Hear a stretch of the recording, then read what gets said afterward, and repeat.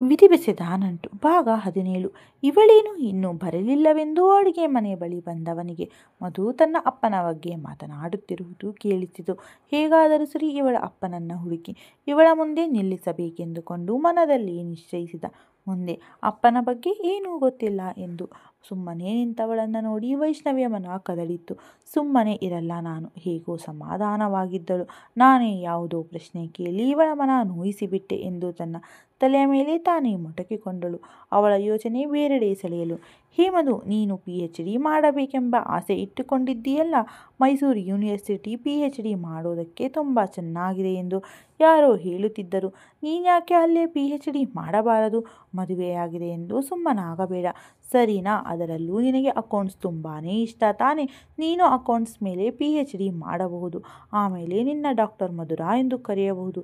ಏನು, MBBS ಮಾಡಿದವರಿಗೆ ಮಾತ್ರ ಡಾಕ್ಟರ್ ಎಂದು ಕರೆಯಬೇಕಾ? ಮತ್ತೆ ಮಧು ಎಂದು ಮಾತಿನಲ್ಲೇ ಮುಳುಗಿ ಹೋಗಿದ್ದರು. ಮಾತಿನ ಮಳೆ ಸುರಿಸುವ ವೈಷ್ಣವಿ ಅವಳ ಮಾತಿಗೆ ಪೂರಕ ಉತ್ತರ ಕೊಡುತ್ತಾ ಮೆತ್ತಗೆ ನಗುತ್ತಿದ್ದ ಮಡದಿ ಮೆಲುವಾಗಿ ನಕ್ಕಿ ತನ್ನ ಕೈಗಡಿಯಾರ ನೋಡಿಕೊಂಡ ಸೂರ್ಯ ಅರ್ಧಗಂಟೆಯಿಂದ ಒಂದೇ ಸಮ ಮಾತಿನ ಮಳೆ ಸುರಿಸುತ್ತಿದ್ದ ವೈಷ್ಣವಿಯ ನೋಡಿ ಅವಳು ಮಾತು ನಿಲ್ಲಿಸುವ ಲಕ್ಷಣ ಕಾಣದಿದ್ದಾಗ, ನಿಮ್ಮಿಬ್ಬರ ಸಂಭಾಷಣೆ ಮುಗಿತಾ ಇಲ್ಲ, ಇನ್ನೂ ಇದೆಯಾ ಎಂದು ಕೈಕಟ್ಟಿಕೊಂಡು ನಗುತ್ತಾ ನೋಡಿದವನನ್ನ ಕಂಡು, ಅಯ್ಯೋ, ಮಾತು ಯಾವತ್ತು ತಾನೇ ಮುಗಿಯುತ್ತೆ ಸೂರ್ಯ, ಸಾರಿ ಎಂದು ಕಣ್ಣು ಕಿರಿದಾಗಿಸಿಕೊಂಡು, ಬನ್ನಿ ಅಡುಗೆಯಾಗಿದೆ, ಊಟ ಮಾಡುವಿರಂತೆ ಎಂದು ಮೂವರು ಕುಳಿತು ಊಟ ಮುಗಿಸಿದರು. ಹೋಗಲೇಬೇಕಾ ಸೂರ್ಯ? ನಾಳೆ ಹೋದರೆ ಆಗುವುದಿಲ್ಲವಾ ಎಂದು ಬೇಸರ ಮಾಡಿಕೊಂಡು ಚಿಕ್ಕ ಮಕ್ಕಳಂತೆ ಹೇಳಿದಳು ವೈಷ್ಣವಿ. ಮಧು ಜೊತೆ ಇರಬೇಕೆಂಬ ಆಸೆ ಇಷ್ಟು ಬೇಗ ಕರಗಿ ಹೋಯಿತಲ್ಲ ಎಂದು. ಹೋಗಲೇಬೇಕು ವೈಷ್ಣವಿ, ನಾನು ಆಸ್ಪತ್ರೆಗೆ ರಜೆ ಹಾಕಿ ಕೂಡ ಬಂದಿಲ್ಲ. ನಾಳೆ ನಾನು ಆಸ್ಪತ್ರೆಯಲ್ಲಿ ಇರಲೇಬೇಕು. ಬೇಸರವಾಗಬೇಡಿ. ಮತ್ತೆ ಮುಂದಿನ ಶುಕ್ರವಾರ ನನ್ನದೇ ಆದ ಹೊಸ ಆಸ್ಪತ್ರೆ ಕಟ್ಟಲು ಭೂಮಿ ಪೂಜೆ ಮಾಡುತ್ತಿದ್ದೀವಿ. ನೀವು ಖಂಡಿತ ಬರಬೇಕು. ಕಂಗ್ರಾಟ್ಸ್ ಸೂರ್ಯ ಎಂದು ಅವನ ಕೈಕುಲುಕಿ, ಖಂಡಿತ ಬರುತ್ತೀನಿ. ಆದರೆ ನೀನು ಇನ್ನೊಂದು ಸರ್ತಿ ನಮ್ಮ ಮನೆಗೆ ಬರಬೇಕು. ಆಗ ನಾನು ಮಾತ್ರ 1 ವಾರ ಕಳಿಸಿಕೊಡಲ್ಲ, ಸರಿನಾ? ಚಿಕ್ಕ ಮಕ್ಕಳಂತೆ ಹೇಳಿದ ವೈಷ್ಣವಿಯನ್ನು ನೋಡಿ ಅವನ ತಂಗಿಯ ನೆನಪಾಯಿತು. ಅವಳಂತೆ ವೈಷ್ಣವಿಯೂ ಸಹ ಹರಳು ಹುರಿದಂತೆ ಮಾತನಾಡುವುದು, ಎಲ್ಲರನ್ನೂ ಆತ್ಮೀಯವಾಗಿ ಕಾಣುವ ಅವಳ ಗುಣ ಬಹಳವೇ ಹಿಡಿಸಿತು. ಮನಸ್ಸಿನಲ್ಲೇ ಯೋಚಿಸಿದ, ಸಂಜುಗೆ ಒಳ್ಳೆಯ ಜೋಡಿಯಲ್ಲವಾ ಎಂದು. ವೈಷ್ಣವಿ ಆದಷ್ಟು ಬೇಗ ಮದುವೆ ನಿಶ್ಚಯ ಮಾಡಿಕೊಳ್ಳಿ. ಮಧುನ 1 ವಾರವೇನು, 1 ತಿಂಗಳ ಮುಂಚೆನೇ ಕಳುಹಿಸುತ್ತೇನೆ. ಬಂದು ನಿನ್ನ ಜೊತೆ ಇರುತ್ತಾಳೆ ಎಂದ. ನೀವು ಹೇಳೋದೇನೋ ಸರಿಯಾಗಿದೆ ಸೂರ್ಯ. ನಿಮಗೆ ಗೊತ್ತಿರೋ ಯಾವುದಾದರೂ ಹುಡುಗ ಇದ್ದರೆ ತಿಳಿಸಿ. ಆದರೆ ಅವನು ಮೈಸೂರಿನ ಹುಡುಗನಾಗಿರಬೇಕು. ಆಗ ನಾನು ಮದುವೆಯಾಗಿ ಬಿಡುತ್ತೇನೆ. ಹೇಗೋ ನಾನು ಮಧು ಮೈಸೂರಿನಲ್ಲೇ ಇರಬಹುದು ಅಲ್ಲವಾ ಮಧು ಎಂದು ಯಾವುದೋ ಹುಮ್ಮಸ್ಸಿನಲ್ಲಿ ಹೇಳಿದ ಗೆಳತಿಯ ನೋಡಿ ಕೋಪ ಬಂತು ಮಧುಗೆ. ಗಂಡನನ್ನು ಮತ್ತು ಗೆಳತಿಯನ್ನು ಮನದಲ್ಲೇ ಬೈದುಕೊಂಡಳು. ಅದಕ್ಕೂ ಒಂದು ಕಾರಣವಿತ್ತು. ಮೊದಲಿನಿಂದಲೂ ವೈಷ್ಣವಿಗೆ ತೇಜಸ್ವಿಯ ಮೇಲೆ ಯಾವುದೋ ಒಂದು ಸೆಳೆತವಿತ್ತು. ಅದನ್ನು ಮರೆಮಾಚಿ ಅವನನ್ನ ಶತ್ರುವೆನಿಸುತ್ತಿದ್ದಳು. ಅದನ್ನು ಸೂಕ್ಷ್ಮವಾಗಿ ಗ್ರಹಿಸಿದ್ದಳು ಮಧುರ. ಅವಳಾಗೆ ಹೇಳುವವರೆಗೂ ನಾನು ಕೇಳಬಾರದು ಎಂದು ಸುಮ್ಮನಿದ್ದಳು. ಖಂಡಿತ ವೈಷ್ಣವಿ ಎಂದು ಮುಗುಳ್ನಕ್ಕ. ಅಲ್ಲ, ಇವರು ಯಾವಾಗ ಮ್ಯಾರೇಜ್ ಬ್ರೋಕರ್ ಆದರು? ಈ ವೈಶು ಬುದ್ಧಿನೇ ಇಲ್ಲ ಎಂದು ಮನದಲ್ಲೇ ನಿಂದಿಸುತ್ತಾ ನಿಂತಳು, ಅವಳ ಮುಖವನ್ನೇ ನೋಡುತ್ತಾ. ವೈಷ್ಣವಿ ಹುಡುಗ ಡಾಕ್ಟರ್, ನನ್ನ ಫ್ರೆಂಡ್ ಕೂಡ. ಅವನ ಹೆಸರು ಸಂಜಯ್ ಎಂದು ಮುಂದೆ ಹೇಳುತ್ತಿರುವಾಗಲೇ ಅಮ್ಮ ಎಂದು ಕುಸಿದಳು ಮಧು ಎಂದು ಇಬ್ಬರು ಅವಳ ಹಿಡಿದು ಏನಾಗುತ್ತಿದೆ ಎಂದು ಅವಳನ್ನು ಸೋಫಾದ ಮೇಲೆ ಕೂರಿಸಿ ನೀರು ಕೊಟ್ಟರು. ನೀರು ಕುಡಿದು ಸುಮ್ಮನೆ ಕುಳಿತಳು. ಪ್ರೀತಿಯ ನಾದಿನಿ ಸಂಜಯ್ ಮೇಲೆ ಪ್ರೀತಿ ಇಟ್ಟುಕೊಂಡಿರುವುದು ಅವಳಿಗೆ ತಿಳಿದ ವಿಷಯ. ಅವರಿಬ್ಬರ ಕಣ್ಣೋಟದಿಂದ ತಿಳಿದಿದ್ದಳು. ಹಾಗಾಗಿ ಗಂಡನ ಈ ಮಾತು ಅವಳಿಗೆ ರುಚಿಸಲಿಲ್ಲ. ಮಧು ಏನಾಯಿತು ಎಂದು ಅವಳ ಭುಜ ಸ್ಪರ್ಶಿಸಿದ ಗಂಡನನ್ನ ನೋಡಿ ಏನು ಹೇಳಬೇಕೆಂದು ತಿಳಿಯದೆ ಕೇವಲವಾಗಿ ನಗುತ್ತಾ ಅದು ಎಂದು ತೊದಲುತ್ತಿರುವುದರಲ್ಲಿ ಅವನಿಗೆ ತಿಳಿದಿತ್ತು. ಇವಳು ನಾಟಕವಾಡುತ್ತಿದ್ದಾಳೆ, ಆದರೆ ಯಾಕೆಂದು ಮಾತ್ರ ತಿಳಿಯಲಿಲ್ಲ. ಗಂಡನ ಮಾತನ್ನು ತಡೆಯುವ ಹುನ್ನಾರದಲ್ಲಿ ಯಾವುದೋ ಒಂದು ನಾಟಕವಾಡಿದ್ದಳು. ಸರಿ ವೈಷ್ಣವಿ, ನಾವಿನ್ನೂ ಬರುತ್ತೇವೆ. ಮರೆಯದೆ ಮುಂದಿನ ಶುಕ್ರವಾರ ಬರಬೇಕು ಎಂದ. ಗೆಳತಿಯನ್ನ ಗಟ್ಟಿಯಾಗಿ ಅಪ್ಪಿ, ವೈಶು ಆರೋಗ್ಯ ಜೋಪಾನ, ನಾನು ಬರುತ್ತೇನೆ, ಬಾಯ್.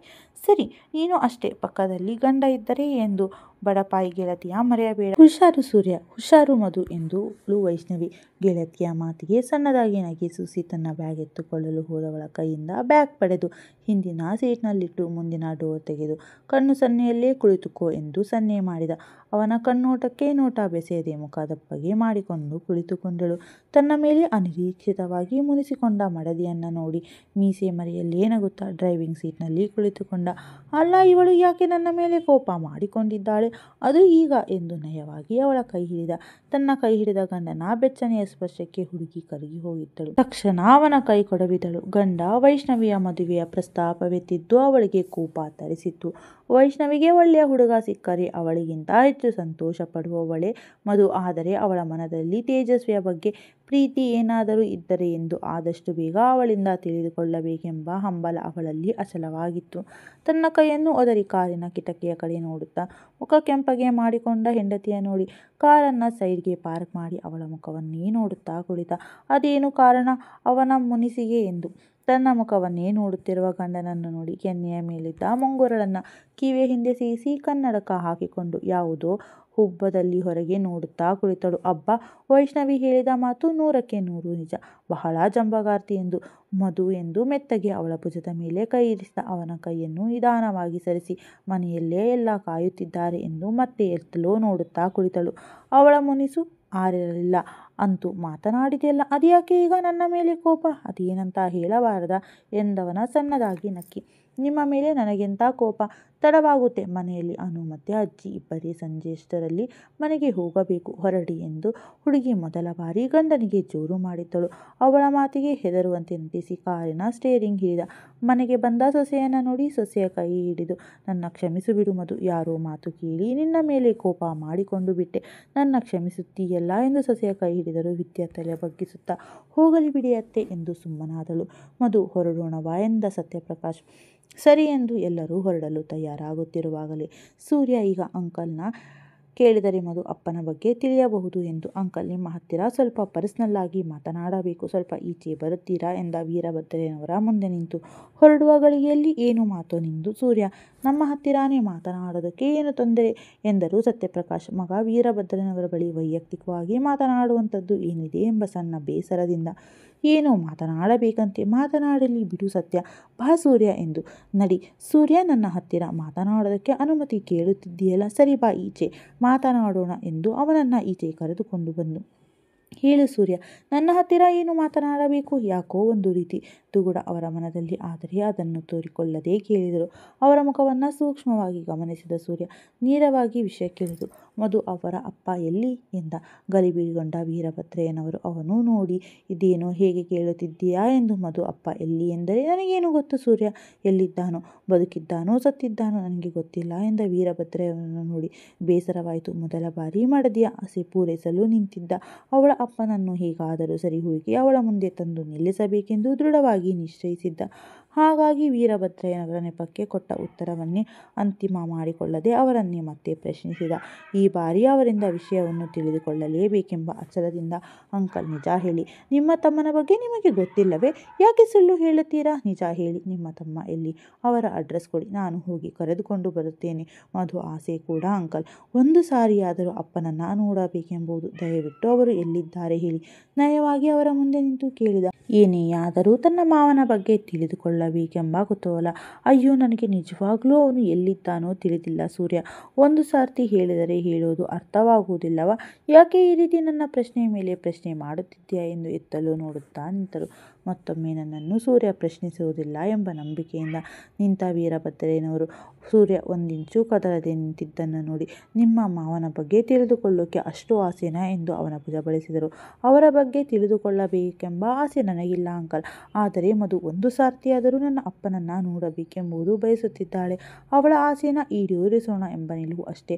ಅದರ ಜೊತೆಗೆ ನೀವು ಸ್ವಂತ ಮಗಳಿಗಿಂತ ಹೆಚ್ಚಾಗಿ ಮಧುನ ಪ್ರೀತಿಸುತ್ತೀರಾ, ಅಷ್ಟೇ, ಅವಳ ಮೇಲೆ ನಂಬಿಕೆ ಇಟ್ಟಿದ್ದೀರಾ. ಆದರೆ ನಿಮ್ಮ ತಮಗೂ ಒಬ್ಬಳು ಮಗಳಿದ್ದಾಳೆ, ಅವಳು ಹೇಗಿದ್ದಾಳೆ ಎಂದು ಒಂದು ಸರ್ತಿನೂ ನೋಡೋದಕ್ಕೆ ಬರಲಿಲ್ಲವಲ್ಲ, ಅಷ್ಟೊಂದು ಕಟು ಹೃದಯ, ನಿಮ್ಮ ತಮ್ಮನನ್ನು ಒಂದು ಬಾರಿ ನೋಡಬೇಕೆಂಬ ಕುತೂಹಲ ಅಷ್ಟೇ ಎಂದು ತನ್ನ ಕೈ ಕಟ್ಟಿಕೊಂಡು, ನಿಮ್ಮ ತಮ್ಮನ ಬಗ್ಗೆ ಹೇಳಿ ಎಂದ. ಅವನ ಬಗ್ಗೆ ತಿಳಿದುಕೊಳ್ಳಬೇಕೆಂದು ನಿರ್ಧಾರ ಮಾಡಿ ಬಂದಿದ್ದೆ ಹೇಳಿದ್ದೀಯ. ನಾನ್ಯಾಕೆ ಸುಳ್ಳು ಹೇಳಲಿ? ಸೂರ್ಯ: ನಮ್ಮ ಅಪ್ಪ ಅಮ್ಮನಿಗೆ 2 ಗಂಡು ಮಕ್ಕಳು. ಮೊದಲನೆಯವನು ನಾನು, ಎರಡನೆಯವನು ನಿಮ್ಮ ಮಾವ ವಿಶ್ವನಾಥ. ಕಿರಿಮಗ ಎಂಬ ಕಾರಣದಿಂದ ಅವನಿಗೆ ನಮ್ಮಿಂದ ಯಥೇಚ್ಛ ಪ್ರೀತಿ ಸಿಗುತ್ತಿತ್ತು. ಎಲ್ಲವುದಕ್ಕೂ ಇಲ್ಲ ಎನ್ನುತ್ತಿರಲಿಲ್ಲ. ಎಲ್ಲರೂ ಅವನನ್ನು ಮುದ್ದು ಮಾಡಿದ ಪರಿಣಾಮ ಅವನು ಅಹಂಕಾರಿಯಾದ. ನಮ್ಮೆಲ್ಲರ ಮುದ್ದಿನಿಂದ ನಮಗೆ ಮುಂದೆ ಅವನೇ ಮಾರಕವಾಗುತ್ತಾನೆ ಎಂಬ ಕಲ್ಪನೆ ಸಹ ಇರಲಿಲ್ಲ. ಅವನು ಮುಂದೆ ಧೂರ್ತನಾಗುತ್ತಾನೆ ಎಂಬ ಒಂದು ಸಂಶಯ ನಮಗಿದ್ದರೂ ನಾವು ಅವನನ್ನು ಬೆಳೆಸುವಲ್ಲಿ ಎಡುತ್ತಿರಲಿಲ್ಲ. ಯಾವಾಗ ಓದೋಕೆ ಎಂದು ಬೆಂಗಳೂರಿಗೆ ಹೋದನೋ ಅಹಂಕಾರದಿಂದ ಪುಂಡಾಟ ಆಡುವುದಕ್ಕೆ ಶುರು ಮಾಡಿದ. ಕಾಲೇಜಿಗೆ ಬರೋ ಹೆಣ್ಣು ಮಕ್ಕಳನ್ನು ಚುಡಾಯಿಸುವುದು ಮತ್ತೆ ಅದರ ಜೊತೆಗೆ ಧೂಮಪಾನ, ಮದ್ಯಪಾನ ಎಂಬ ದುರಾಭ್ಯಾಸ ಬೆಳೆಸಿಕೊಂಡು ಪ್ರತಿದಿನ ರಾತ್ರಿ ಬಾರ್ನಲ್ಲಿ ಬಿದ್ದು ಹೊರಳಾಡುತ್ತಿದ್ದ. ಓದೋ ವಯಸ್ಸಿನಲ್ಲಿ ಎಲ್ಲ ದುಶ್ಚಟಗಳನ್ನು ಬೆಳೆಸಿಕೊಂಡ. ನಮಗೆ ದೊಡ್ಡ ತಲೆನೋವಾಗಿದ್ದ. ಮುಂದಿನಿಂದ ಸಾಕಿದ್ದ ಪರಿಣಾಮ ಅವನನ್ನು ಹೊಡೆದು ಬಡೆದು ಬುದ್ಧಿ ಕಲಿಸೋಕಾಗುತ್ತಿರಲಿಲ್ಲ. ಕೂತು ಹೇಳಿದರೂ ಕೇಳುವ ಸ್ಥಿತಿ ಅವನದಾಗಿರಲಿಲ್ಲ. ಹೇಗೋ ಅಪ್ಪನ ಭಯದಿಂದ ಮೈಸೂರಿನಲ್ಲೇ ಇಂಜಿನಿಯರಿಂಗ್ ಮುಗಿಸಿದ. ಹೇಗೋ ಸರಿಯೋದ ಎಂದು ನಿರಾಳವಾಗುವಷ್ಟರಲ್ಲಿ ಅವನಿಗೆ ಬೆಂಗಳೂರಿನಲ್ಲಿ ಕೆಲಸ ಸಿಕ್ಕಿತು. ಅಪ್ಪ ಎಷ್ಟೇ ಬೇಡವೆಂದರೂ ಅವರ ಮಾತು ಕೇಳದೆ ಬೆಂಗಳೂರಿಗೆ ಹೋದವನು ಸುಮ್ಮನೆ ಇರಲಿಲ್ಲ. ಮತ್ತೆ ಅದೇ ಚಾಳಿ ಮುಂದುವರೆಸಿದ್ದ. ನಾವು ಸಾಕಷ್ಟು ಬುದ್ಧಿ ಹೇಳಿದರೂ ಆದರೆ ಕೇಳಲಿಲ್ಲ. ಒಮ್ಮೆ ತನ್ನ ಸಹೋದ್ಯೋಗಿ ಹೊಡೆದು ಪೊಲೀಸ್ ಸ್ಟೇಷನ್ ಅತಿಥಿಯಾಗಿದ್ದ. ಅಲ್ಲಿಯವರೆಗೂ ಅವನು ಬುದ್ಧಿ ಕಲಿಯಬಹುದು ಎಂಬ ನಿರೀಕ್ಷೆಯಲ್ಲಿ ಬದುಕಿದ್ದ ನಮಗೆ ಖಚಿತವಾಯಿತು ಅವನು ಬುದ್ಧಿ ಕಲಿಯುವುದಿಲ್ಲವೆಂದು. ಅದೇ ಕೊರಗಿನಲ್ಲಿ ಅಮ್ಮ ಸತ್ತರು. ಊರಿನಲ್ಲಿ ಗೌರವದಿಂದ ತಲೆ ಎತ್ತಿ ನಡೆಯುತ್ತಿದ್ದ ಅಪ್ಪನಿಗೆ ಊರವರ ಮುಂದೆ ತಲೆ ಎತ್ತಿ ಓಡಾಡಲು ಹಿಂಜರಿದು ಮನೆಯಲ್ಲೇ ಕುಳಿತುಕೊಂಡು ಬಿಟ್ಟರು. ಇವನಿಗೆ ಮದುವೆ ಮಾಡಿದರೆ ಸರಿ ಹೋಗಬಹುದು ಎಂದು ಹೆಣ್ಣು ಹುಡುಕಲು ಶುರು ಮಾಡಿದೆವು. ಅವನ ಬುದ್ಧಿ ಕಂಡಿದ್ದ ಯಾರೂ ಹೆಣ್ಣು ಕೊಡಲು ಮುಂದೆ ಬರಲಿಲ್ಲ. ಆಮೇಲೆ ಯಾರೋ ಮೂಲಕ ಸುಧಾ ಬಗ್ಗೆ ತಿಳಿಯಿತು. ಒಬ್ಬಳೇ ಮಗಳು ಓದಿದ್ದಾಳೆ ಎಂದು. ಸುಧಾ ಮನೆಯವರಿಗೆ ತನ್ನ ತಮ್ಮನ ಬಗ್ಗೆ ಏನೂ ಹೇಳದೆ ಮದುವೆ ನಿಶ್ಚಯ ಮಾಡಿದೆವು. ಸುಧಾ ಅವನನ್ನು ಸರಿದಾರಿಗೆ ತರುತ್ತಾಳೆ ಎಂಬ ನಿಲುವಿನಿಂದ. ಆದರೆ ಅಪ್ಪನಿಗೆ ಮಾತ್ರ ಸುಧಾನ ನಮ್ಮ ಮನೆ ಸೊಸೆ ಮಾಡಿಕೊಳ್ಳಲು ಇಷ್ಟವಿರಲಿಲ್ಲ. ಯಾಕೆಂದರೆ ಸುಧಾ ತುಂಬಾ ಮುಗ್ಧೆ. ಅಷ್ಟು ಒಳ್ಳೆಯ ಹುಡುಗಿಯನ್ನ ತಂದು ತನ್ನ ಮಗನಂತಹ ದುಷ್ಟನಿಗೆ ತಂದುಕೊಳ್ಳುವುದು ಬೇಡ ಎಂದು ಕಡ್ಡಿ ತುಂಡು ಮಾಡಿದಂತೆಯೇ ಹೇಳಿದ್ದರು. ನಾನು ಅಪ್ಪನ ಮಾತು ಕೇಳಿದ್ದರೆ ಸರಿ ಇರುತ್ತಿತ್ತು. ಆದರೆ ಅಮ್ಮ ಸಾಯುವಾಗ ನನ್ನ ಕೈಯಲ್ಲಿ ಪ್ರಮಾಣ ಮಾಡಿಸಿಕೊಂಡಿದ್ದರು. ನಮ್ಮ ವಿಶ್ವನ್ನ ಸರಿದಾರಿಗೆ ತಂದು ಅವನನ್ನ ಚೆನ್ನಾಗಿ ನೋಡಿಕೋ ಎಂದು. ಅದಕ್ಕೆ ಅಪ್ಪ ಎಷ್ಟೇ ಬೇಡವೆಂದರು. ನಾನು ಯಾವುದೋ ಹುಚ್ಚು ಕಲ್ಪನೆಯಲ್ಲಿದ್ದೆ. ಸೂರ್ಯ ನನ್ನ ತಮ್ಮ ಸರಿ ಹೋಗಬಹುದು ಎಂಬ ಆಸೆ, ಓದಿರುವ ಅವನನ್ನು ಸರಿದಾರಿಗೆ ತರುತ್ತಾಳೆ ಎಂಬ ನಂಬಿಕೆ. ಅಪ್ಪನನ್ನ ಒಪ್ಪಿಸಿ ವಿಶ್ವನಿಗೆ ಸುಧಾಳನ್ನು ಕೊಟ್ಟು ಮದುವೆ ಮಾಡಿಬಿಟ್ಟೆ. ಅದೇ ನನ್ನ ಜೀವನದಲ್ಲಿ ಮಾಡಿದ ದೊಡ್ಡ ತಪ್ಪು. ಈ ಪಾಪ ಪ್ರಜ್ಞೆ ನಾನು ಸಾಯೋವರೆಗೂ ಕಾಡುತ್ತಿರುತ್ತದೆ ಸೂರ್ಯ, ದುಸ್ವಪ್ನದಂತೆ ಎಂದು ಜೋರಾದ ಉಸಿರೆಳೆದರು. ಸುಧಾ ಅಕಾಲಿಕವಾಗಿ ಸತ್ತು ಹೋದಳು. ತನ್ನ ಹೆಂಡತಿ ಸತ್ತಳು ಎಂಬ ಕಿಂಚಿತ್ತೂ ನೋವಿಲ್ಲದೆ ಅವನು ಕೆಲಸ ಮಾಡುತ್ತಿದ್ದ ಕಂಪನಿಯಲ್ಲಿ ಮೇರಿ ಎನ್ನುವವಳು ಕೆಲಸ ಮಾಡುತ್ತಿದ್ದಳು. ಅವಳ ಜೊತೆ ಓಡಾಡುತ್ತಾ ಅವರ ಧರ್ಮದ ಪ್ರಕಾರವೇ ಅವಳನ್ನು ಮದುವೆಯಾಗಿ ಮನೆಗೆ ಬಂದ. ಅದನ್ನು ನೋಡಿದ ಅಪ್ಪ ಎದೆ ಹಿಡಿದುಕೊಂಡು ಸತ್ತು ಹೋದರು. ತನ್ನ ಮಗಳ ಬಗ್ಗೆ ಒಂದಿಷ್ಟು ಯೋಚನೆ ಇಲ್ಲದೆ, ಅಪ್ಪನ ತಿಥಿಗೂ ಕೂಡ ಬರದೆ ರಾತೋರಾತ್ರಿ ಮನೆ ಬಿಟ್ಟು ಹೊರಟು ಹೋದ. ಆಮೇಲೆ ಅವನು ಕೆಲಸ ಮಾಡುತ್ತಿದ್ದ ಕಂಪನಿಯಲ್ಲಿ ಕೇಳಿದಾಗ ಅವನು ತಮಿಳುನಾಡಿಗೆ ವರ್ಗಾವಣೆ ಮಾಡಿಸಿಕೊಂಡು ಹೊರಟು ಹೋಗಿದ್ದಾನೆಂದು ತಿಳಿಯಿತು. ಆಮೇಲೆ ಮಧು ನಾನೇ ನೋಡಿಕೊಳ್ಳೋಣವೆಂದು ಅವರ ಊರಿಗೆ ಹೋಗಿದ್ದೆ. ಅಂದು ಸುಧಾರ ಅಮ್ಮ ನನಗೆ ಬಾಯಿಗೆ ಬಂದ ಹಾಗೆ ಬೈದು ನನಗೆ ಶಾಪ ಹಾಕಿ ನನ್ನ ಮೊಮ್ಮಗಳನ್ನು ಕಳುಹಿಸುವುದಿಲ್ಲ ಎಂದು ಮುಖಕ್ಕೆ ಹೊಡೆದ ಹಾಗೆ ಹೇಳಿ ಬಾಗಿಲು ಹಾಕಿದ್ದರು. ಇವತ್ತು ಮಧು ತಾಯಿ ಮಮತೆ ಇಲ್ಲದೆ, ತಂದೆಯ ಆಸರೆ ಇಲ್ಲದೆ ಕಷ್ಟದಲ್ಲಿ ಬೆಳೆಯಲು ನಾನೇ ಕಾರಣವಾಗಿ ಬಿಟ್ಟೆ ಸೂರ್ಯ. ನಾನು ಮಾಡಿದ ಪಾಪದ ಫಲ ನನ್ನ ಸುಡುತ್ತಿದೆ ಎಂದು. ಎಷ್ಟರ ಮಟ್ಟಿಗೆ ಎಂದರೆ ನನ್ನ ಮಗಳು ಯಾರನ್ನು ಮದುವೆಯಾದಳು ಎಂದೂ ಗೊತ್ತಿಲ್ಲ, ಹೇಗಿದ್ದಾಳೆ ಅದೂ ಗೊತ್ತಿಲ್ಲ, ಎಲ್ಲಿದ್ದಾಳೋ ಅದು ತಿಳಿದಿಲ್ಲ ಸೂರ್ಯ. ನಾನು ಮಾಡಿದ ಪಾಪಕ್ಕೆ ಆ ದೇವರು ನನಗೆ ಸರಿಯಾದ ಶಿಕ್ಷೆ ಕೊಟ್ಟಿದ್ದಾನೆ ಸೂರ್ಯ ಎಂದು ಎದೆ ಹಿಡಿದು ಕುಸಿದು ಬಿಟ್ಟರು ವೀರಭದ್ರ. ಅಂಕಲ್ ಎಂದು ಕುಸಿಯುತ್ತಿದ್ದವರನ್ನು ಹಿಡಿದು ಏನಾಗುತ್ತಿದೆ ಅಂಕಲ್ ಎಂದು ಅವರನ್ನು ಅಲ್ಲೇ ಕೂರಿಸಿ ಅವರ ಬಳಿ ಕುಳಿತು ಏನಾಗುತ್ತೆ ಅಂಕಲ್ ಎಂದು ಅವನಿಗಂತೂ ಯಾಕಾದರೂ ಮಧು ಅಪ್ಪನ ಬಗ್ಗೆ ಕೇಳಿದನು ಎನ್ನುವಷ್ಟರ ಮಟ್ಟಿಗೆ ಬೇಸರ ಮೂಡಿತ್ತು. ನನಗೇನೂ ಆಗಿಲ್ಲ ಸೂರ್ಯ, ನಾನು ಇಷ್ಟು ಬೇಗ ಸಾಯಲ್ಲ.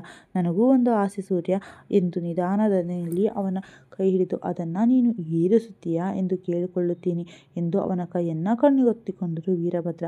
ತನ್ನಪ್ಪನಷ್ಟೇ ಪ್ರೀತಿ, ಗೌರವ, ಕಾಳಜಿ ವೀರಭದ್ರಯ್ಯನವರ ಮೇಲೆ ಸೂರ್ಯನಿಗಿತ್ತು. ತನ್ನ ಕೈ ಹಿಡಿದು ಕಣ್ಣೀರಾಗುತ್ತಿರುವುದು ಅವನಿಗೆ ಸಹಿಸಲಾಗಲಿಲ್ಲ. ಅಂಕಲ್, ನೀವು ನನ್ನ ಕೈ ಹಿಡಿದು ಕೇಳಿಕೊಳ್ಳಬೇಕಾ?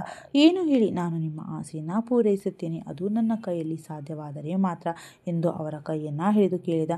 ನನಗೆ ಗೊತ್ತು ಸೂರ್ಯ, ನೀನು ನನ್ನ ಆಸೆಯನ್ನು ಈಡೇರಿಸುತ್ತೀಯಾ ಎಂದು. ಸೂರ್ಯ ಎಂದು ದೀರ್ಘವಾದ ಉಸಿರೆಳೆದು, ನಿನ್ನ ಹೆಂಡತಿ ಅವರ ಅಪ್ಪನನ್ನು ನೋಡಬೇಕೆಂದು ಆಸೆ ಪಡುತ್ತಿದ್ದಾಳೆ ಎಂದು ನಿಮ್ಮ ಮಾವನನ್ನು ಹುಡುಕಬೇಕೆಂದುಕೊಂಡು ನಿಶ್ಚಯ ಮಾಡಿದ್ದೀಯಾ? ಅದರ ಜೊತೆಗೆ ನನ್ನ ಮಗಳನ್ನು ಹುಡುಕಿಕೊಡು ಸೂರ್ಯ. ನಾನು ಕಾಯೋದರೊಳಗೆ ನನ್ನ ಮಗಳನ್ನು ನೋಡಬೇಕು. ನನ್ನ ಮಗಳನ್ನು ಹುಡುಕಿ ಕರೆದುಕೊಂಡು ಬಾ ಸೂರ್ಯ ಎಂದು ಅವನ ಕೈಯನ್ನು ಕಣ್ಣಿಗೊತ್ತಿಕೊಂಡರು. ಅಂಕಿತಾನ ಹುಡುಕಿ ಕರೆದುಕೊಂಡು ಬಾ ಎಂದ ವೀರಭದ್ರಯ್ಯನವರ ಮಾತಿಗೆ ಏನು ಎಂದು ತನ್ನ ಕೈ ಕೊದರಿಕೊಂಡು ಸ್ವಲ್ಪ ಮುಂದೆ ಹೋಗಿ ನಿಂತ. ಮುಂದಿನ ಸಂಚಿಕೆಯಲ್ಲಿ ಏನಾಗುತ್ತದೆ ಎಂದು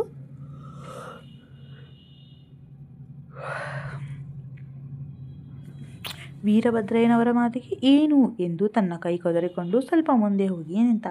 ಧನ್ಯವಾದಗಳು ವೀಕ್ಷಕರೇ. ಕಥೆಯ ಬಗ್ಗೆ ನಿಮ್ಮ ಅನಿಸಿಕೆಯನ್ನು ದಯವಿಟ್ಟು ಕಮೆಂಟ್ ಮಾಡಿ ತಿಳಿಸಿ. ಹಾಗೆ ಚಾನಲನ್ನು ಮರೆಯದೆ ಸಬ್ಸ್ಕ್ರೈಬ್ ಮಾಡಿಕೊಳ್ಳಿ. ನಿಮ್ಮ ಕಮೆಂಟ್ಗಳಿಗಾಗಿ ನಾನು ಕಾಯ್ತಾ ಇರ್ತೀನಿ. ಮತ್ತೆ ಮುಂದಿನ ಸಂಚಿಕೆಯಲ್ಲಿ ಸಿಗೋಣ. ಅಲ್ಲಿಯವರೆಗೂ ಖುಷಿಯಾಗಿರಿ, ನಗ್ತಾ ಇರಿ.